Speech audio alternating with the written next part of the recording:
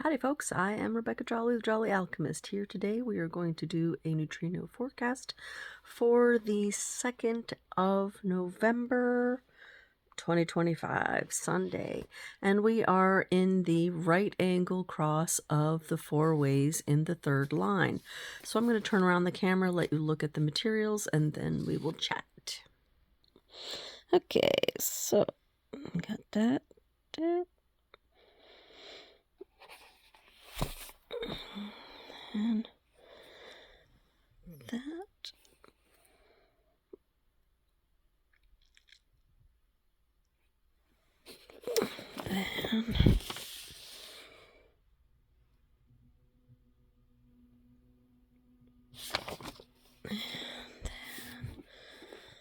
that.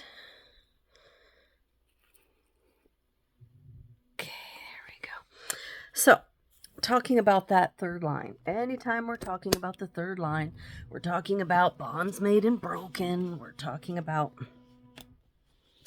an essential kind of irresponsibility because they don't stick with things. They're experimenters. They're martyrs. They're taking it on themselves to try things out, a bunch of things, and a bunch of those things might not work. They might be mistakes. Now, of course, there are strengths and weaknesses to every single line and every single aspect of pretty much everything. We're living in a dual kind of reality stream. In fact, it's so dualistic that Ra called it the biverse rather than the universe.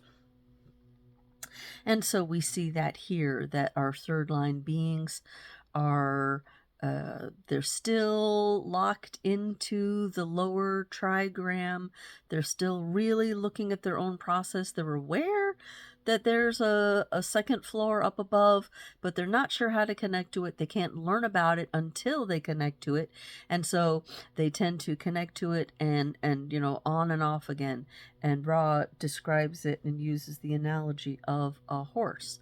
I thought that was a good one because anyone who's ridden a horse has probably had the same experience the first time you did it.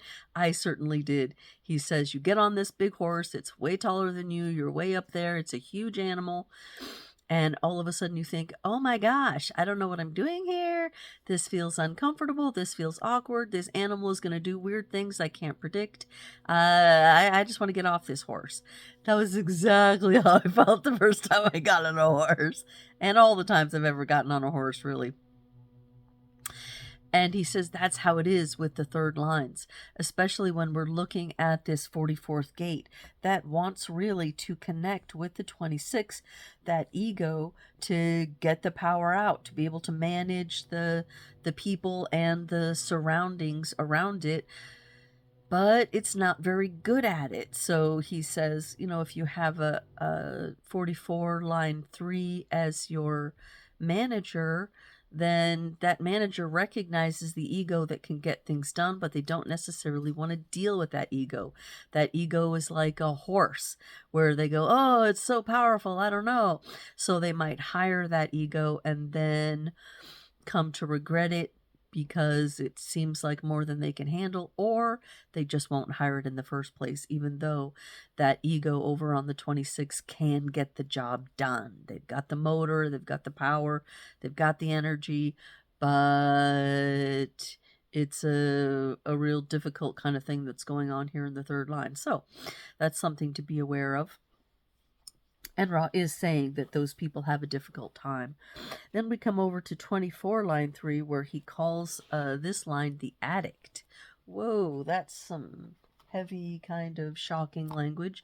Of course, 64 keys calls it regression, and it's about coming in and out of the knowing process. They'll get some inspiration. So we're looking at the 24 here in the middle, from the mind center looking up towards the crown, and that 61 on the other side of the channel.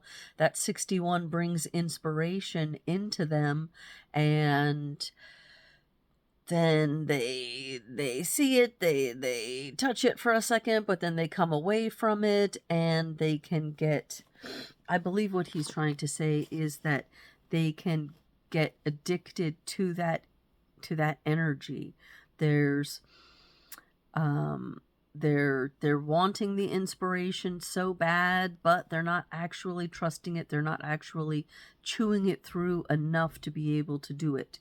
So then he says they end up trying to persuade people of things that they themselves don't know. But if they are mature, they can recognize false knowers. So they're very valuable for debunking people and being able to see what is what's not right in that stream coming in. Very interesting kind of energy. I don't know a whole lot about it. My own activation in 61 is line 6.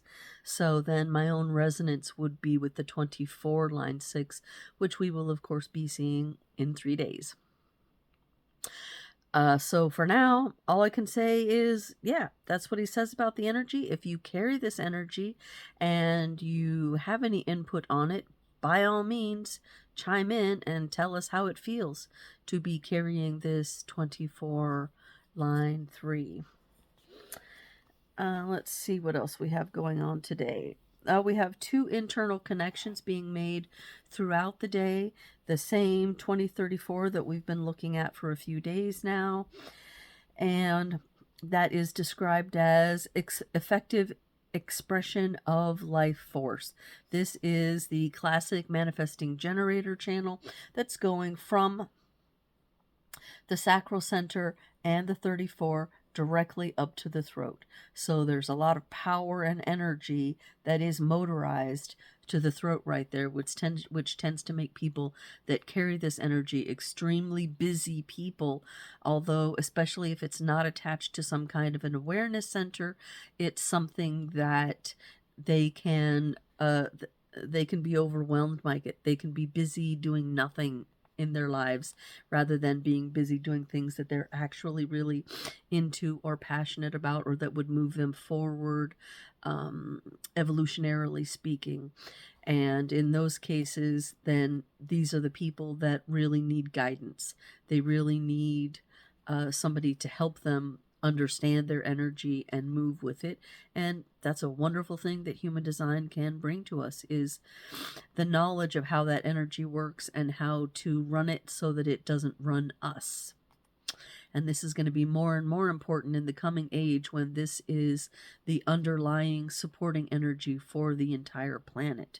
So the other activation that will be established today through a connection in the moon is the 1762. So this is the opinions connecting to attention to detail to give us the channel of the organizer, establishing precise concepts for the future, because this is of course in the logical stream. So this is wanting to look forward to answers, whereas our storyteller on the other side is looking into the past to get the grist for influencing us through their stories. We do have a global shift slightly, because Saturn in 36 line 4, so the 36th gate is over here out of the emotion center, and this is the gate of crisis. In this case, it's moving into the detriment or the downside of that activation, which is when decline is imminent, to opportunistically offer experiences or secret knowledge to others for an appropriate consideration, which I think is sort of a nice way of saying that people are open to bribery. And we are definitely, I think, in a position, societally speaking, where decline is imminent. So that's something to look for on the global scale. I don't watch the news because, golly, I have enough to do with my own issues and my own concerns. And I really think that in our own personal sphere is where we have the power, and that being really taken up with what's going on politically and in the world is something of a distraction from what really matters, because in the end, politics do not matter. It's a circus, it's a light show, really, with the point of distracting us from what the true matter is, which is we only ever make a difference on the individual scale. So at least for 99.9% of us, 99.9% of the time. So today for me is the actual Halloween day, so I'm not very much into sitting around and talking about this and that. I will give you the song that I chose for today, however, and that is Dream Machine Cascade Mix, made with 2 Ks, Cascade. And it's made by Mark Farina and Cascade. And I chose this song because it seems to have some kind of a connection, like it's a chewing thing in Gate 24 that wants to connect with the mysterious, the magical, the unknown on the 61 side. You know, it's very charming, rattlesnake on the dance floor kind of a thing. I've always liked this song. But it was just something about that groovy energy, and also with the reference of the rattlesnake, I got kind of a mental image of this grasping and releasing that we see in the third line, where you're grasping the energy and the power that's in that 26th gate, but then releasing it again as well.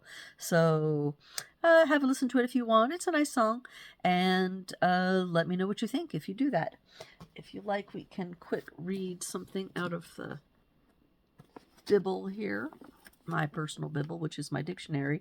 And then I've just been, I'll show you, collecting little bits of wisdom on the inner pages for so many years that almost every page has something on it. Today it is Bitchcraft, the art of pissing people off by telling them the truth. That's a good one. Oh, I seem to have particular skills in that area. And while we're at it, I can explain a little bit of why I chose this tie. It's because it seems very like primal, very, the Lascaux caves in France, very, very hunting-ish kind of a, like let's gather up for the hunt, let's do what we got to do to bring in the money. It's all really about this relationship between the 44 and the 26 of let's get ourselves up and going, let's do things, let's do what it takes to bring the resources into the tribe and the community. So that's why I chose that. Enough for today. Come on back tomorrow. We'll look at the 4th line and we will start to address what happens in the juxtaposition as the underlying energy, which at this point now is, I believe, 33 and 19. Yep. 33 and 19 will be shifting to 13 and 7. So that's what's up. Come back tomorrow. We will discuss it at whatever length I can manage. And until then, take care of yourselves. Ciao.